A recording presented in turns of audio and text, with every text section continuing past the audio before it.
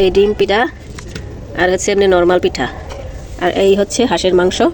এখন জমিয়ে খাও। সবাইকে খাওয়ার জন্য আজকে বাড়ি থেকে 2টা আস্ত আস্ত হাঁস ধরে নিলাম। আর এই আস্ত আস্ত হাঁস আমার বাড়িতে মেহমান এসেছিল, তারাও খাবে প্লাস আমরাও খাবো। তো এই তো হাঁসা দুটা ধরে নিলাম। এটা কিন্তু দুটোটা হাঁসা ছিল, আর হাঁসার মাংস কিন্তু খেতে একটু বেশি ভালো লাগে। এই তো হাঁস দুটা কিন্তু নিয়ে এসে পড়ছি, এখন পরিষ্কার করার পালা। পরিষ্কার করে সন্ধ্যাবেলা খাওয়া হবে এই হাঁস চিতই পিঠা দিয়ে। হাঁস খাওয়া যেহেতু বিশাল কষ্টের কাজ, সেজন্য হাঁসটাকে ভালো করে ধুয়ে তারপরে কেটে কুটে রেখেছিলাম। আর রান্না করার জন্য এই যে সন্ধ্যাবেলা চলে আসছি। আর এখন মাটির চুলায় রান্না করব, যেহেতু গ্যাস নেই। আর গ্যাস না থাকার কারণে আর মাটির চুলায় রান্না করব। আর মাটির চুলার রান্না কিন্তু আসলে খুব সুস্বাদু হয়। তো প্রথমে আমি কিন্তু পেঁয়াজ কুচি দিয়েছি, তেল দিয়েছি, আর একটু লবণ দিয়েছি, আর দিয়ে দিলাম হলুদ মরিচ, তারপরে দিয়ে দেবো গরম মশলা। এরপরে যাবতীয় যে মশলাগুলো আছে এগুলো এক এক করে দিয়ে দিব। দিয়ে তারপরে ভালো করে কষাবো মশলাটা ভালো করে কষে আসলে তারপরে দিয়ে দিব মাংসগুলা।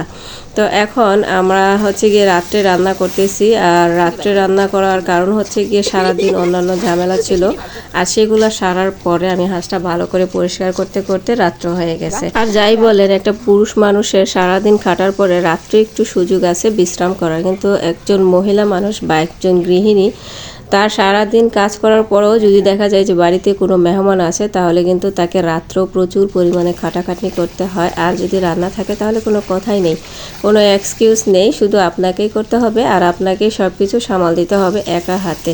তো যাই হোক, আমার এরকম কষ্টও লাগে, আবার এরকম সবার জন্য করতে আনন্দও লাগে। পরিবারের জন্য যদি একটা কিছু করতে পারি বা ত্যাগ করতে পারি, তাহলে কিন্তু সেটা আনন্দেরও হয়। যাই হোক, মজা করে কিন্তু রান্না করতেছি, আর একটু আনন্দও করতেছি, ফুর্তিও করতেছি, ভালোই লাগতেছিল। কারণ একদিকে একটু ঠান্ডা ঠান্ডা আবহাওয়া, আর একদিকে এরকম চুলার আঁচের মধ্যে বসে রান্না করাটাও কিন্তু খুব ভালোই লাগতেছিল, উপভোগও করতেছিলাম, আর সবার সাথে গল্প গুজবও করতেছিলাম। এদিকে আমার রান্নাটা কিন্তু হয়ে যাচ্ছিল, কষানি শেষ। এখন মাংসগুলো উঠাই দিব। মশলাটা এটাকে কিন্তু ভালো করে কষাই নিয়েছি, আর ভালো করে কষাই নিলে কিন্তু সেই রান্নাটাও খুব ভালো হয়। এখন দিয়ে দিব হাঁসের মাংসগুলা। আর 2টা হাঁসের মাংস ছিল এখানে, বেশ অনেকটা পরিমাণ মাংস হয়েছে।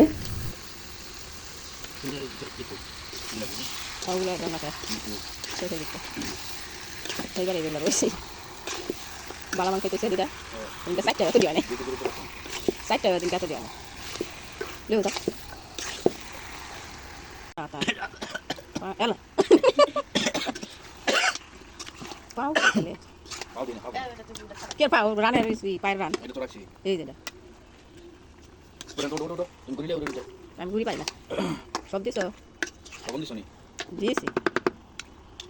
তেল কি কমেছে? জ্বালিয়ে যেতেছে। ওইদিকে মাংসটা কষাতে দিয়ে আমি এদিকে গুঁড়িটা ঠিক করে নিচ্ছি, কারণ চিতই পিঠা হবে। আর আগে থেকে মথে না নিলে কিন্তু চিতই পিঠাটা ভালো হবে না। এখানে কুসুম গরম পানি দিয়ে আর 1 বল পরিমাণ গুঁড়া নিয়ে, চালের গুঁড়া নিয়ে সাথে লবণ দিয়েছি, দিয়ে ভালো করে মথে নিব। আর এই মথার উপরেই কিন্তু পিঠাটা সুন্দর হবে। আর আমি যখন পিঠাটা বানাচ্ছিলাম তখন একবার দেওয়াতেই কিন্তু প্রথমতেই একদম সুন্দর টপাটপ পিঠা উঠতেছিল। আর পিঠা ওঠার পিছনে এই যে এরকম করে মথতে হবে, আর কিছুক্ষণ রেখে দিলে কিন্তু সুন্দর পিঠা হবে, চিতই পিঠা। আর এইদিকে মাংসটা সুন্দর করে কষানো হয়ে গেছে, একদম তেল তেল উঠে গেছে, এরকম হয়ে গেছে।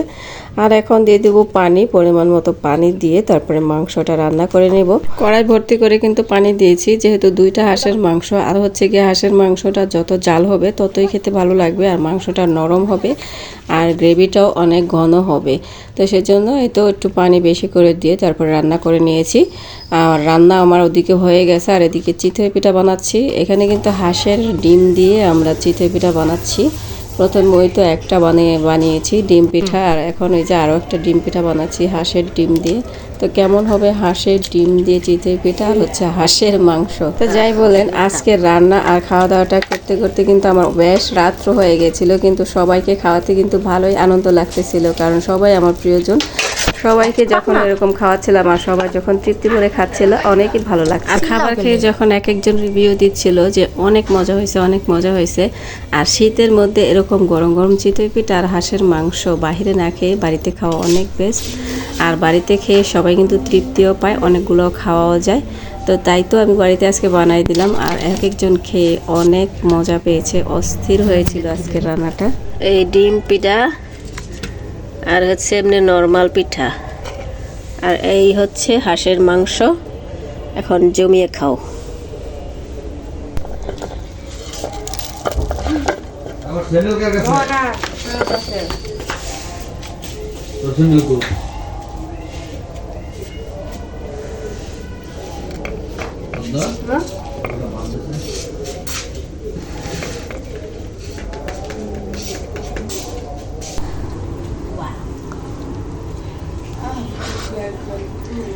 এই রান্না একটা কামড় দিয়ে দাও,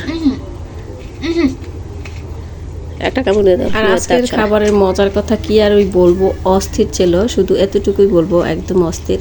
রান্নাটা যেরকম সুন্দর ছিল, আর পিঠাগুলো ওরকম ডিম দিয়ে যখন বানাই দিচ্ছিলাম, তারা একজন টপাটপ খেয়ে ফেলতেছিল।